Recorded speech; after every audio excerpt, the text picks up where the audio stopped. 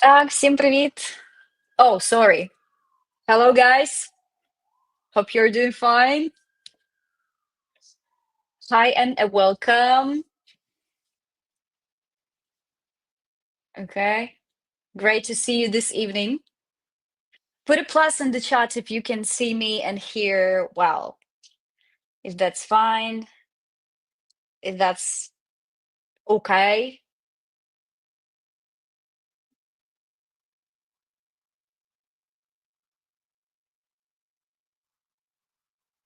That's some time lag, maybe. Okay, but I hope it's good. Oh, yeah. Lovely, lovely. So I see the first pluses. Good. Uh, Thanks for joining to our seventh session. Can you believe it? It's like wow, unbelievable. We covered such a long way, such a long journey. And I want to say, yeah, again, thank for joining to our today's session on communicating with clients and stakeholders. And it's Tuesday evening, right? And I know that you had a long day. So promise me, uh, no, I will promise you rather that the next 30 minutes you will take uh, away some practical phrases and tools that you can apply tomorrow. So I'm not going to waste your time. Only practical stuff, only important stuff, only productive stuff, and so on and so forth. So let's wait for a few people to join. But while we're waiting, so please type in the chat, what is the most challenging part of communicating with clients or stakeholders or managers for you personally?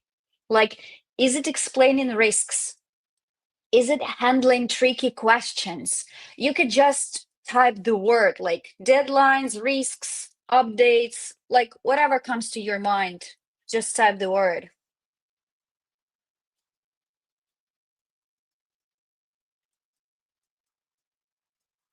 Any ideas? For me, that usually was deadlines. I know, only that topic.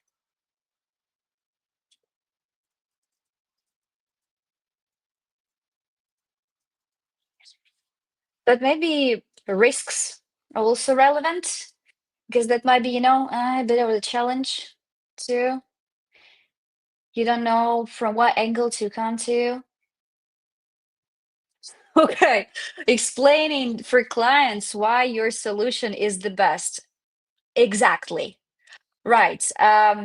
I remember I conducted the webinar for one of the companies, and one of the case from this company, because usually we ask for cases that they give us and we work on these cases. And one of the cases was how to explain a client that the pink websites with pink elements and everything in pink is not a good idea because they believe that that was a super cool stuff, and that was the challenge. That was interesting to investigate, actually. Okay. Next one, big trouble with native language for client when that's not English. Yeah, exactly. So this is like cross slash functional cross language communication, cross nation communication.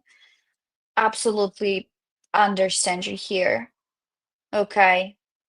Yeah, so I see the main idea the following, that explaining that our ideas are better from the logical perspective and sometimes of the language. So we will cover both of these things. But again, let me comment that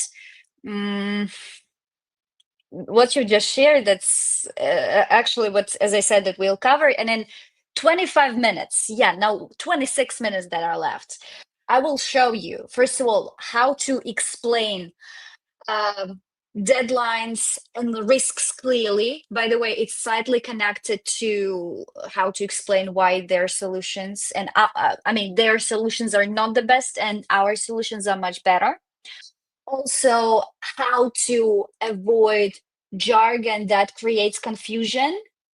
And when I'm saying about jargonism, I mean all these tacky words that we use in our profession. For example, as an English teacher, if I start saying like oh, this TTT approach, the TTT framework didn't work well in this lesson. So, and actually your TTT was high. So try using ICQs next time. You will not understand what I mean, right? Because this is teaching jargon. That's why we have the IT jargon too, that we need to try to eliminate a bit, at least a bit, to sound a bit more clearer. And how to answer tough client questions, like a pro. I would say it like a pro. So yeah, by the end of the session, you will have real phrases that you can implement in your real life, in your real negotiations, meetings, emails, stand-ups, like to sound clear, confident, and solution-oriented, which is the most important. So let's go. And yeah, so why are we talking about this topic actually? Because it's not just a soft skill or just nice to have the ability to communicate with the client. And actually, while I was preparing this presentation, all these numbers, they come from real research. And we will send you the links, the resources after the session so you can dive deeper, so you can investigate. So first, clear communication can boost productivity by up to 25%. Can you imagine that? So just think about it. Your team gets a whole extra day out each week without saying late or adding people, just because everyone's on the same page. So that's the one point to think about. The next one, here's the danger zone. This is the second statement, yeah? Poor communication is behind 56% of failed projects.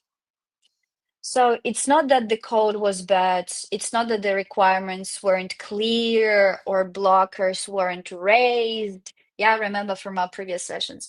Or the deadlines weren't explained.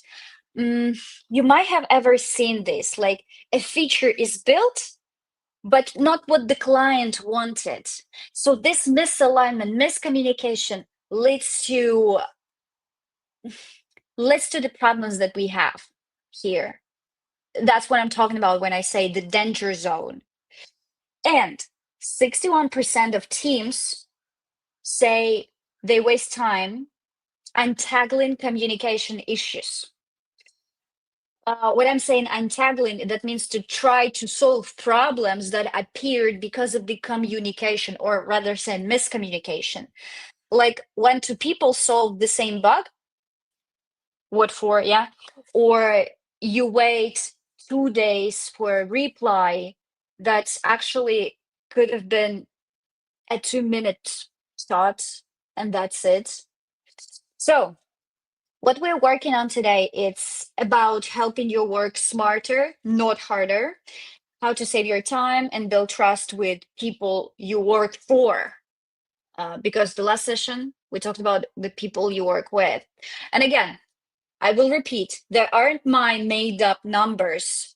I will share with you the link so you can check it up yourself. All righty. The fancy slide. This slide actually is the heart of today's topic, jargon, yeah? And if you take just one habit from this lesson, let it be this. Translate tech noise into client's clarity. Again, when I'm saying tech noise, I mean the jargon. I will say it once again so we can remember that and we can keep it in mind. So I will share with you one story. A couple of months ago, one QA reported, prod deploy failed because CD pipeline couldn't decrypt valid secrets. And the client was like, okay, should we be worried? Do we call legal? And the problem was that the client didn't understand whether it's a problem, whether it should be addressed, and what should be done to address it, what they should do, what the team should do, and so on and so forth. And if to rewrite it, that would sound like today's update didn't go live. We are rolling it back and redeploying.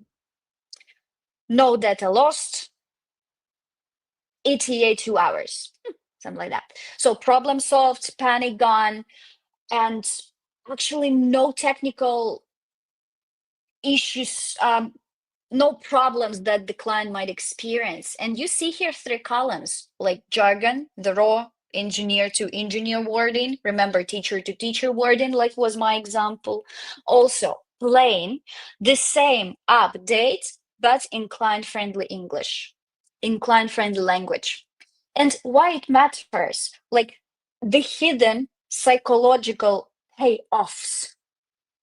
So, the first example that I have here is that the deployment failed because of the config file issue. Sounds accurate, I mean, surely, yet the client's brain hears like something broke, sounds scary, no idea what happens next, what to expect. So we flip it to the update didn't work. We are fixing it now. So straight to outcome and action. The client thinks, okay, they've got it under control. They understand what's going on and they're trying to fix it. Good. I mean, okay, let's be. The second row, the app is crashing because of an error in the code. That line invites the follow-up, like what error? Who is at fault? But the much clearer will be if we say, the app isn't working, we are fixing it. So notice the pattern. What happened? What we are doing. And there is no rabbit hole of just stack traces, just clear promise of action. You say you are accepting that, there is a problem, but we are trying to solve it. So everything is under control again. And the third rule, front end broke after we updated the framework. Yeah. To a non-tech, I want to highlight it once again, non-tech stakeholder, this is a techno soup, we can say so. Just the noise. Yeah, they have no idea what you mean. And in plain English, if we just paraphrase it a bit, so like here, the page stopped working after the update, we are fixing it now. Some facts, zero jargon, and immediate response, immediate action. What are we doing? So I want you to highlight the most important moments. So the key takeaways that you may take here. If a client can't repeat your sentence in one line, you can see it under the table, yeah? If the client can't repeat your sentence in one line to their boss, it's too complex. It's not understandable. They have no idea what you're saying. So every time you draft an update, run a 2-step test. First of all, strip the diagnosis to a single clause. So what happened? And add the remedy. How are you going to heal this problem? How are you going to heal this illness? Or using this, what we are doing or what we are going to do. That's it. Jargon gone, confidence gained. So everything is fine here. Okay, are we good here? Put pluses in the chats if you're still active, if you're getting this information, and we can move on. I like when Nikita wrote like 10 minutes ago, communication with the client is like a quest with final boss difficulty level. Okay. Pluses, good. Pluses, great. Let it you're active. Okay. Lovely. Let's move on. Ooh, a bit wordy, but let me explain. Let's tackle the, I can say it so, like the $1 million topic, telling a client the date has moved or might move. Sounds tough, sounds scary, just sounds, yeah? And most people think it's only about the date, but that's not at all. It's really about 3 things. the most important, like showing control, protecting trust, and helping the client plan with confidence. So you see my main 2 bullet points, not just about the dates, control, trust, helping. Yeah, exactly. So when you share a timeline, when I share that the timeline change calmly, in this way, like early, so beforehand, not that your deadline was yesterday and you're telling about this in 2 days, but calmly and confidently and early, you in the driver's seat, not in the back, just reacting to roadblocks or I'm just here, appeared in this situation, I don't know what to do. No, that's not the best approach that we are to take. And the next bullet I prepared, clear updates on time phrase help prevent frustration, misalignment, or escalation. So we've all seen the projects where silence led to a last minute scramble, like scope cuts, even legal letters. Why not? That happens. Sure, that happens. And a 30-second update could have saved weeks. So just think about it and keep it in mind. So how do we do this? Look at this list at purple, like how to explain changes. These are, I would say, plug and play chunks that you can drop in any email or code. For example, the timeline shifted because, and here, this sentence, this phrase gives a concrete reason, gives a specific concrete reason why exactly that happened. The next one, we suggest delivering acts first. And here, that shows that you already have a way forward. You already know what you're going to do and how exactly you're going to solve this problem. Keep in mind. One more I want to comment is to stay on track. Yeah, to stay on track, we need, and this is the phrase that invites the client to act. So maybe they can approve faster or remove scope or anything. Yeah, so what do we need to do to stay on track with this project? And there are some more phrases like we are mitigating this by, can we move X to the next phase? ETA with current plan is and so on and so forth. And I want also to draw your attention to this mini tip box on the right. Yeah. And keep in mind, always pair one reason with one solution. We actually saw it. Okay, anyway. So yeah, one reason and one solution. So that is the difference between bad news and leadership, bad news and ownership. The second is stay constructive, clear and constructive. So do not draw them in details. Give them the next step. They don't need details. What happened? What's going on? Just we have the problem, but we are going to do this. They're interested in not the problem we're having, but whether it will be solved, how soon, how exactly, what resources you have, or what resources you need for that. And the third one, just a sec, avoid fillers. Yeah. So skip fillers like we are trying our best, because facts beat promises every time. And this is just the promise. We are trying our best. They hear it all the time. That doesn't work at all. That doesn't work in any way. So I want you to take 10 seconds, 20 seconds, grab the first chunk that you see, the first phrase you see from here, from the left, and finish the sentence for your own project. For example, something happened and you say, the timeline shift because, and we suggest the following. So you are moving the deadline for my project. I'm your stakeholder. inform me about the deadline shift.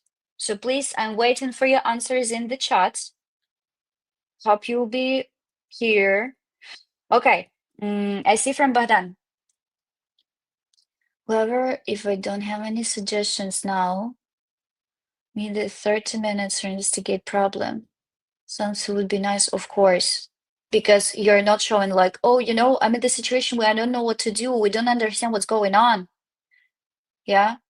So asking for a short investigation window, that's a perfect reason. And that's reasonable, first of all, because clients, they are real people. I mean, stakeholders, I don't CEOs, directors, anyone.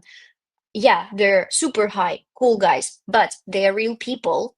And real people, they appreciate honesty over guesswork. And guesswork, it's like, oh, what's going on? I don't know, and so on and so forth. Just add, I would say, two small pieces so that they know what you will do and when they will hear back. Yeah. So you can phrase it like here, I need about 30 minutes to investigate the problem or the root cause. And you may add, I will come back with options and next steps by tomorrow or by Friday or by 5 p.m. Anyway. Yeah, because in this case, first of all, you will show control. Yeah, because you have time boxes, you have analysis, and they believe you. Yeah, they believe you still. You set expectations and you keep the momentum.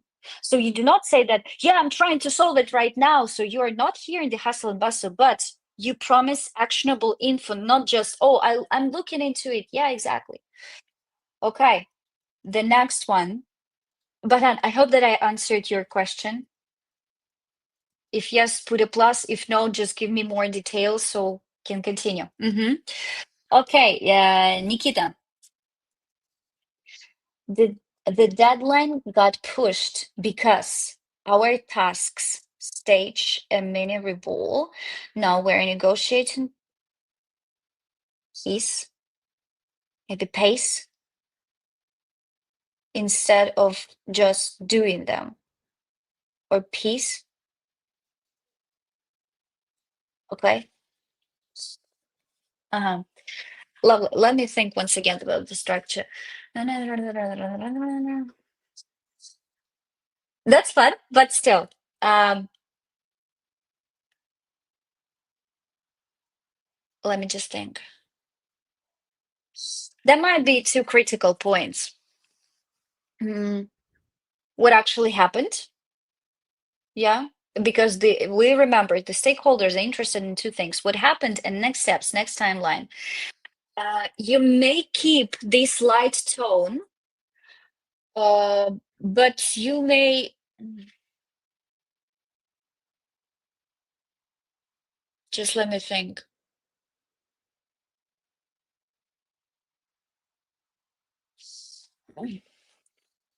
Something is off, and I'm trying to understand what exactly.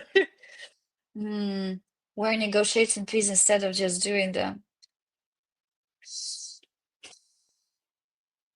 Let's try to showcase what are you doing. So, first of all, let's show the reason. Yeah, so the deadline got pushed because of, let's say, some unexpected changes, revolted because of some changes, revolted. Yeah, so we keep it here. And you might say, we are isolating the new tasks now and we'll share an update ETA by tomorrow 2 a.m. Like alongside, we will propose what can safely what we can safely move to the next phase so the launch stays on track. Yeah, so why it should work here? Because first of all, you will show the reason. Yeah, like unexpected scope changes, they pushed the deadline. What happens? Then what are you going to do? What are your actions? Yeah, so isolated tasks and highlight here updated ETA. And also, this variant will be more solution focused because you offer a trade-off here to protect the launch. Like maybe we can eliminate some or safe move to the next phase to that the launch stays on track so we can mitigate something. Yeah, I hope it helps. Nikita, I hope it helps. The next one, the transparent and proactive communication is essential. Okay, you are just giving me the statement. Exactly. Exactly. Right. I absolutely agree with this statement. So let's go. 5 minutes left. Let's continue. How to explain risks. So from timelines to risk, that the stuff that keeps clients up at night. And I want you to picture these three classic scenarios. So the first card that you see here, it's DB migration delay. Maybe the new schema touches 5 tables instead of 2, and we discover it on staging day, or the wrong way to share that in silence until Friday, or the right way that you see here, for example, yeah, that we've identified a DB migration risk and we are addressing it now to stay on track. One sentence, 2 parts: risks, mitigation. So it shows the proactive control. What happens? What's the risk? And what are we doing? The next part, it's integration is falling in test. Sorry, failing in test. I'm too blind to read that stuff. Yeah. So do not say things are red. Say exactly what the card says. Like integration tests are failing. We've isolated the issue and are fixing it before it impacts delivery. So you name the fire and you point to the extinguisher. Extinguisher is like something that eliminates the fire, and that prevents escalation. That prevents the escalation calls with 10 managers on Zoom. Absolutely, believe me. And the third card, it's third party delay. So I'm sure that we've all been here, like waiting on a payment getaway or Apple review or anything. So we can say, waiting on a third party input. We've flagged it early and are adjusting timelines as needed. So you set the expectations and you keep the trust. And now I want you to look at the sticker. Yeah, that's the real sticker. Sticky note. And some tips for communicating risks. First of all, be proactive. So raise the risk before it bites. Raise the risk before it becomes too risky. Know how it sounds? But I hope that you get it. The next one, be clear. State impact plus next step in the same breath. So say the same in one sentence. And the last one, be solution focused, solution oriented. So never bring a risk without at least one mitigation path. How are you going to solve it? So let's practice. I'm gonna give you some practice here. Think of a real risk in your current or past project, like latency, vendor, APA limits, you name it. I mean, your risks. And in the chat, finish this template. Like, we've identified risks. We are to keep on track. So what's the risks and what are you trying to do with them? One sentence, 20 seconds, and you may go. And here I want you to remember that clients don't expect zero risks. They understand that they expect these risks, but they also expect zero surprises. So I hope that it helps. And I hope this chunk helps.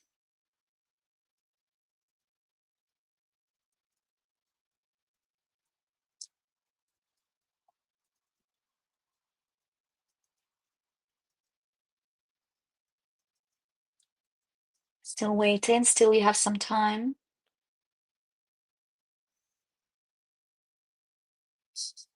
You could drop our database instead of copy.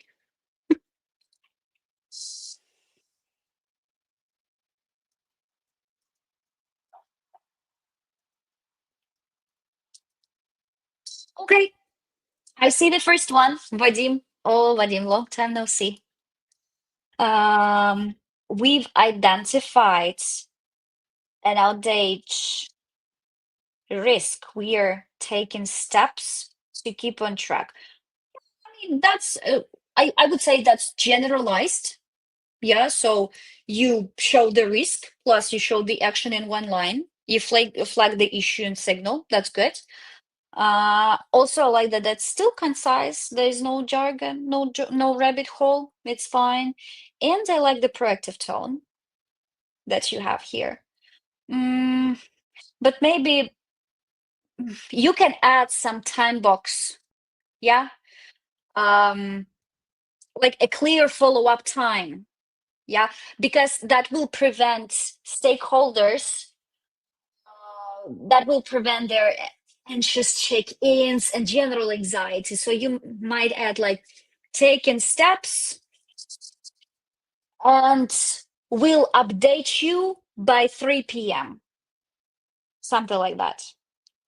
Also, you might briefly name the impact or mitigation. I mean, briefly, just briefly, because clients like to know how you are protecting them, how exactly, like what steps are you taking?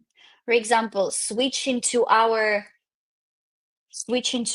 I know secondary nodes to keep traffic following, flowing, to keep the traffic flowing. That will be a bit better here. Okay. Yeah, but generally I love it. That sounds good. Okay, I hear that Nikita says it's not enough to just tell the client the system is down. You need to say we've already called the firefighters and we'll report the server so no one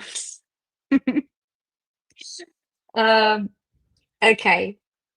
What you've written actually nails this principle beautifully because an alert is useless without the plan, if you don't have the plan.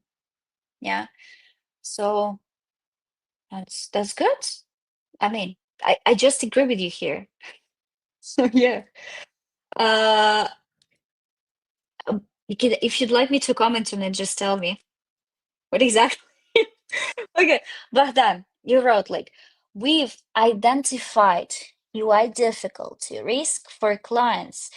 We must improve clarity and make easier to keep on track. Okay. Okay, good. So what we have here, risk plus action. Lovely. Also, I like that you do not use that much of the slang because this phrase like UI difficulty risk is a super client friendly because they understand what's the main problem without going into down deep into details. But again, some small issues. First of all, we must improve clarity. Stakeholders they want to know what you will do. How exactly are you going to improve clarity?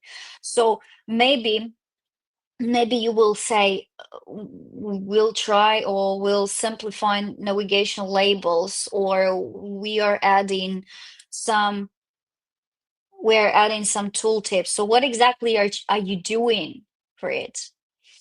And also, there's a missing timeline. I mean, when let's everyone plan. For example, and we will roll the changes.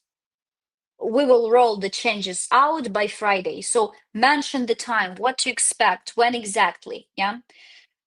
Because that can be a game changer. The next one from Tatiana. We've identified bug risks. We've completed the project on 2 days before deadline to keep on track. Okay. Okay. Uh, just let me think. Let me read once again. We've identified bug risks. We've completed the project on 2 days before deadline to keep on track. Bug risk. First of all, yeah, here's a little grammar wording that I'm not sure about. So it's better to say like a bug-related risk. A bug-related risk. Yeah, so keep it in mind because wording can also be a game changer. Also, which part of the project was at risk or is at risk? You need to like tell them about that because they are interested to know what they are missing out. So what exactly is going on? Like we've identified a potential bug risk in payment module, something like that. So specify it, please. And also, let me read once again. The action is unclear for me. Like, what did you do? How did you solve this risk? Yeah, you might add some. And we decided, and we added extra regression tests to ensure stability, something like that. Yeah, so what exactly did you do? And yeah, but generally, I love it. Anyway, I still love it. That's still fancy. That still looks good. Okay, the last one. Oh, that looks not good. These questions cover why this skills matters. But anyway, I hope it's fine. Okay, this is the last pillar for tonight. I know that I lost and I stole 8 minutes of your lifetime, but sorry, not sorry. Let's go. Handling those. Oh, give me this one. Oh, what's happening? And so on, so on. Questions that clients love to drop on the Friday call. We all know that. So first of all, why this matters. This is exactly what I wanted to show you. First of all, that builds confidence under pressure. So your tone, not just your words, decides whether they keep trusting you, whether they still keep trust you in the project. The second, that it stops escalation. One calm, factual, concrete answer can save 3 extra status reports. So you stop escalation. And the third one you see here, that turns hit into progress, because an objection is really just free data on what the client values most. So here are real many stories that I created for you, the bad and the good one you see here. And these phrases, they speak volumes about what they are trying to solve, to fix. Not the best one to say we are working on it, because this is a black hole answer. I have no idea what you're doing. How are you doing? Whether you need any help, what's going on? Yeah. But you can say, we've identified the blocker, the risk, the blocker. Testing the fix now, ETA 2 hours. So this is the same workload, totally different trust level. And you see, because we are working in it, it doesn't give me the trust when I hear it. Because I understand that if people say we're working in it, they don't have any idea whether what they're working on it or whether they can't explain what they're doing. The next one, it's complex. We'll see. I'll not comment here, but it's better say it's a complex area. We are simplifying X. Next update, 3 p.m. So notice the timestamp. Clients relax when they know when they will hear back. And of course, some pro chunks for you to use. Of course, you need them, right? So first of all, that's a valid point. Here's how we are addressing it. Yeah, show that you know what you are talking about, whether you see the problem and how exactly you're trying to solve it. We are addressing it by, and give ideas what you are doing. Thanks for flagging that. Thanks for highlighting that. Our plan is this. So that you know what to do next. Next one, let's walk through options together. So that's great for budget or scope pushback. That's just an amazing phrase for that. Let's walk through options. Just comments in it. The next one, we've considered that risk. Here's our mitigation step. Again, you show the ownership, you show they understand what's going on and what we'll be taking next. And all four follow the same recipe from this. Acknowledgement, so acknowledge and pivot to action. No defensiveness like, but we tried to solve it, but it didn't work. Oh, but still, no defensiveness, no jargon. So just the clear idea. Yeah, that's it I wanted to say. Yeah. So pick one bad example on the left, like we are working on it, or it's complex, we'll see. And drop a better one-liner in chat using this chunk, like that's a valid concern. Our plan is. So how would you give update, answer the client's question with this chunk? Drop it in the chat. I will comment on it. Hope everything will be great. And know that you're doing fine. I think it's 1 hour lesson gonna be, no? Okay, Nikita, I see something from you. Identify the reason issue and we'll fix it after 2 cups of coffee. Exactly. And 3 cigarettes break. I mean, why not? We figured out what the problem is with the release and we'll fix it for 2 coffees. In order to stay on track, we need to add to the scope 2 coffee breaks and 1 lunch break additionally in order to solve this issue. We've identified the release issue and we'll fix it within 2 coffees. I mean, that's so amazing. You know what I mean. You practice these chunks, you practice this language. I just adore it. So guys, any ideas how to answer their questions with this pattern? Like that's a valid concern. Our plan is, what are you going to do? You may tie it to your specialization, whether you're a UI UX designer, whether you're a front-end developer, back-end developer, full-stack developer, a business analyst, no? Anything? If no, that's fine.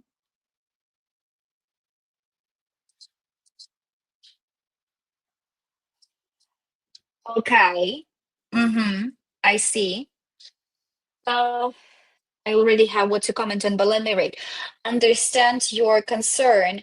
Our team is actively working on mitigating the issue. We'll provide an update shortly once we get the fix rolled out. Thank you. Uh-huh.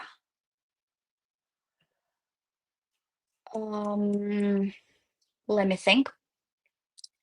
First of all, mitigating the issue. This is polite. This is good, but this is vague. I don't understand what's the issue. Yeah. So, and how exactly are you trying to mitigate it? So we can just make it more specific and make it more trustworthy for the client and stakeholder. Like we are batching the login API and running regression tests. Something like that. So give them more details about that. They want to hear about that. Next one. Once we get the fix rolled out, shortly.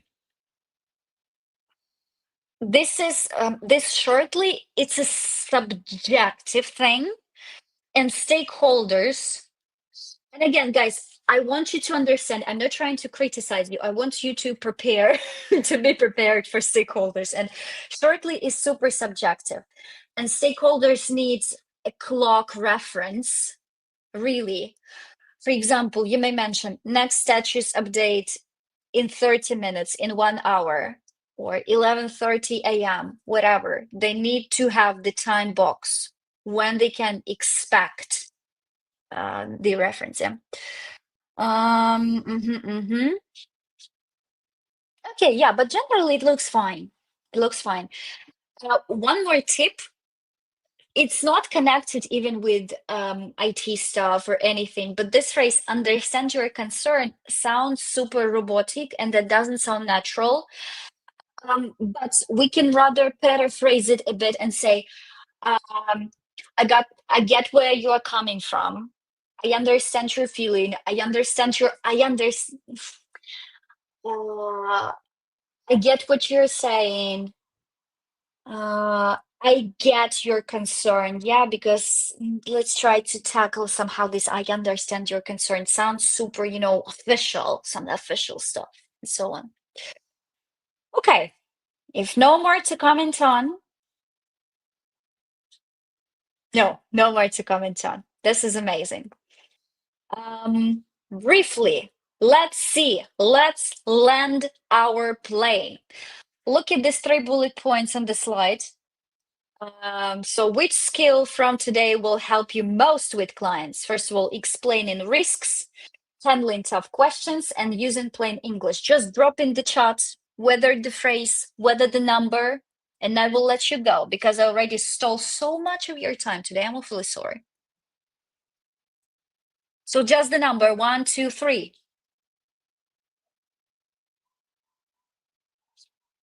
Like, what are you going to use after the session tomorrow? I know if you need some practice it this week and maybe start using next week at work on your projects. So 1, 2, 3.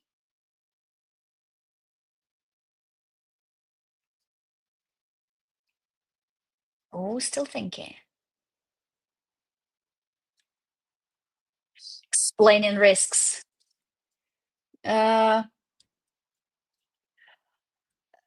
thank you so much. I understand that this is something in Polish, but I understand it now. Oh, great, thank you. Explaining the risks. I see that's this tendency, you see? Okay, nice spread. Whichever one you pick. I mean, maybe for somebody it will be 2 or 3. Remember the formula: acknowledge, action, outcome. This single rhythm powers all 3 skills, everything. So, hope you had a great time, productive one. Hope you do not curse me for taking 20 minutes of your lifetime. I'm awfully sorry, but I hope you had fun and that was useful. So, have a nice evening and see you on Thursday. See you soon. That will be our last session on Thursday. Can you imagine? So, see you guys. See you. soon. Have a nice evening.